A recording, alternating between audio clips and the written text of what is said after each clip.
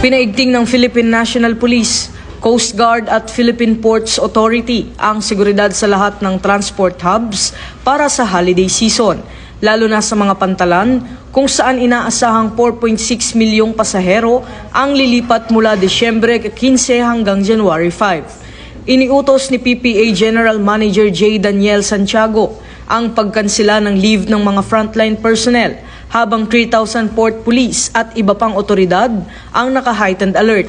Handang tugunan ang emergency sa pantalan sa pamamagitan ng food packs, tubig at medical assistance at inabisuhan ng shipping lines na magdagdag ng biyahe upang maiwasan ang siksikan. Kasabay nito, iniutos ni Acting Chief PNP Police Lieutenant General Jose Melencio Nartates Jr.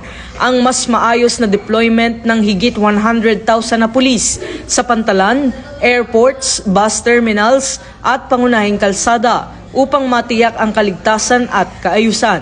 Hinimok naman ng publiko na magplano ng maaga, sumunod sa alituntunin at makipagtulungan sa mga otoridad. Ito ang bagong PNP para sa bagong Pilipinas, serbisyong mabilis, tapat at nararamdaman.